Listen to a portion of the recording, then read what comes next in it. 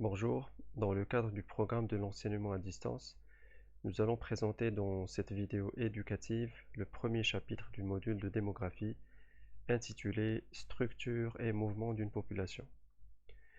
Donc généralement, la démographie est l'étude quantitative des populations humaines et de leur dynamique à partir de leurs composantes, c'est-à-dire la fécondité, la conjugalité, la migration, le vieillissement et la mortalité. La tâche des démographes consiste à analyser les variations de ces phénomènes dans le temps et aussi dans l'espace, selon les milieux socio-économiques et culturels. Elle consiste aussi à comprendre leurs répercussions sur les individus, les familles et la société. Les démographes ont recours à de nombreuses méthodes pour expliquer les phénomènes démographiques. Leur démarche consiste notamment à puiser dans les connaissances de disciplines connexes telles que la sociologie, l'économie, l'histoire, de manière à ce que l'interprétation soit la plus juste possible. La démographie dépasse largement le cadre de l'analyse statistique et permet donc d'étudier les phénomènes sociaux dans une perspective globale. Le mouvement de la population est l'évolution de l'état de la population au cours d'une période donnée sous l'influence des événements démographiques que sont les décès, les naissances et les migrations. Il y a deux composantes, le mouvement naturel et le mouvement migratoire. Le mouvement naturel est influencé par les décès et les naissances, et le mouvement migratoire est influencé par les immigrations et les émigrations à l'échelle nationale comme à l'échelle internationale.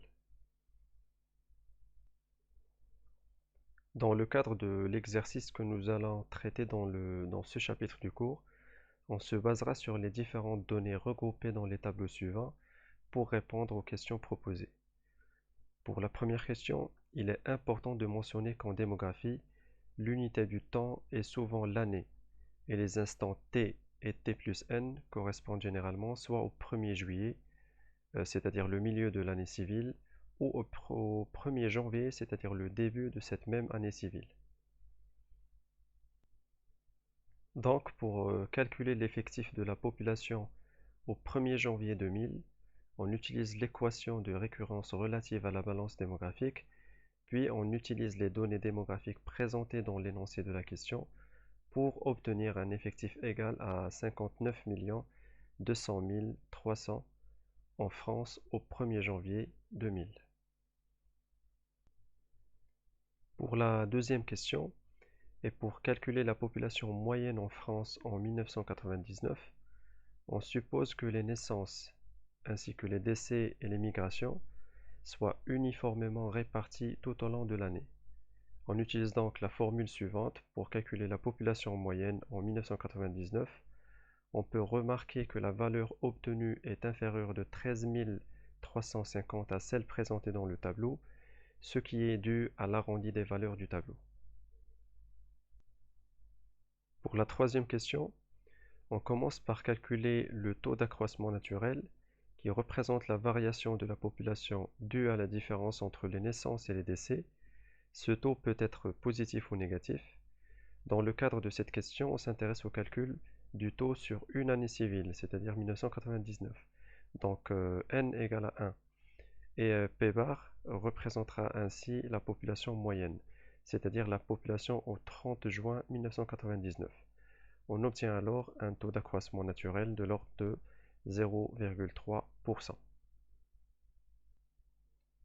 Le deuxième taux à calculer est le taux de migration nette, qui représente la variation de la population due uniquement à la migration. Ce taux peut aussi être positif ou négatif. La formule générale à utiliser pour n années se présente comme suit et peut être simplifiée pour calculer le taux sur la seule année civile de 1999, qui est égal à 0,085%. Le taux brut d'accroissement de la population représente pour lui la variation d'une population durant une période bien définie. Ce taux peut être aussi positif ou négatif. Pour le calcul de ce taux, soit on utilise la formule suivante pour obtenir un taux égal à 0,385%, qu'on peut exprimer aussi en 3,85 pour 1000, ou on utilise le fait que le taux brut d'accroissement est égal à la somme des taux de migration nette et du taux d'accroissement naturel, relatif à l'année 1999. Finalement, pour interpréter les résultats obtenus dans cette question, on peut dire qu'en France, en 1999, la population a augmenté de 0,385%, c'est-à-dire pour chaque 1000 individus présents sur le territoire français, se sont ajoutés près de 4 individus. Cependant, on constate que le taux d'accroissement naturel est 3,5 fois supérieur au taux de migration nette. On peut en déduire donc que l'accroissement de la population française est dû principalement au mouvement naturel et non à la migration. Pour la quatrième question, l'effectif moyen de la population d'une année peut être calculé à partir de l'effectif moyen de l'année précédente et du taux d'accroissement au cours de l'année.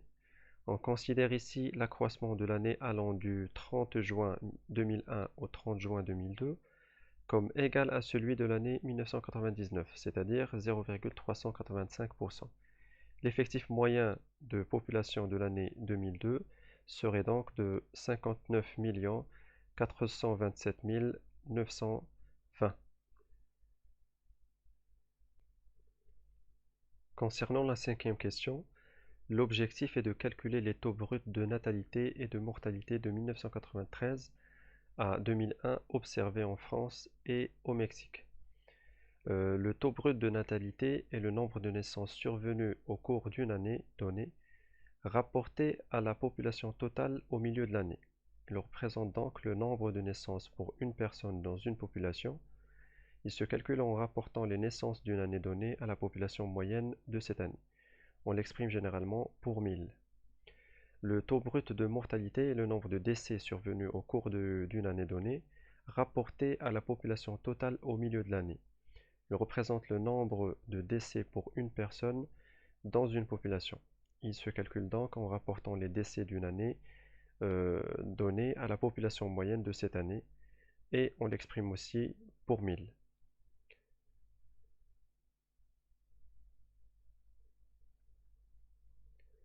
En observant les résultats et en ce qui concerne la natalité, on observe que le taux brut de natalité du Mexique est chaque année supérieur à celui de la France.